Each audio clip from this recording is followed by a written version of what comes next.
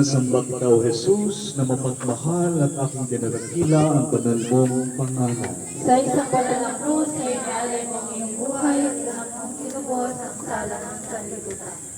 Nilayin mo, O kaluluwa ko, ang malulungkot na oras ng ibig ng mga alagad ng bangkay ng Panginoon.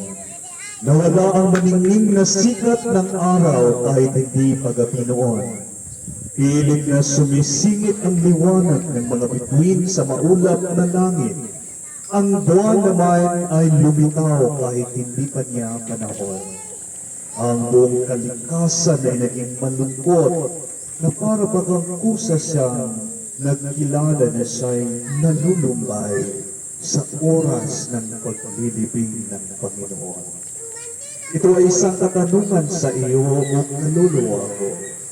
Kung sa sandaling ito ay ikaw ay sinasagilahan ng lumbay dahil sa pagkawalay sa iyo ng Panginoon, at kung hindi ka man lamang nakadama ng kahit kaunting kalumbayan sa istasyong ito, ilan o lahat kaya sa tatlong bagay na ito ang kulang sa iyo? Una, hindi naging lubos ang iyong konsentrasyon sa oras ng iyong pagninilay-nilay. Kalawa, hindi mo paganap na nauunawaan ang halaga ng lahat ng ginawa ng Panginoon para sa iyong kaligtasan. Ikatlo, ang iyong pagkamakarelihiyon ay hindi pa sumasagad hanggang sa pinakamaliit na himaymay ng iyong puso.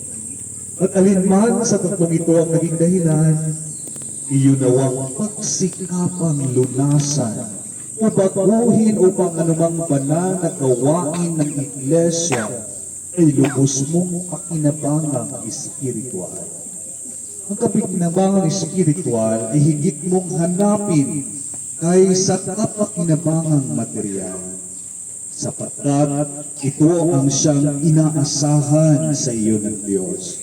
At kung sasakana ka sa kapanginabangang espiritual, tandaan mong mabuti, O kaluluwa ko, lalong hindi pagkakait sa iyong Panginoon ang mga kapanginabangang material na magdudulot sa iyong pamumuhay ng kabutihan.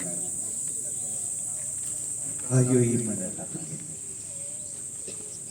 O mahal kong Jesus Nazareno, ibigay mo sa akin ang bisa ng pagmumuni-muni upang lubos kong mailarawan sa aking isip ang iyong dusa at pagpapakasakit. Gayon din ang kalumbayanan na dama ng iyong ina. Kayo ay kapwa naghihirap para sa kabutihan ng sangkatauhan. Ipakinabang mo sa akin ang grasyang idinulot ng Via Crucis.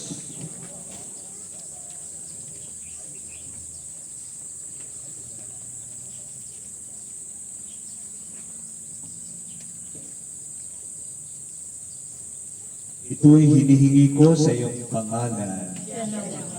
Ama namin sa langit, sambahin ang ngalan mo, mapasaman.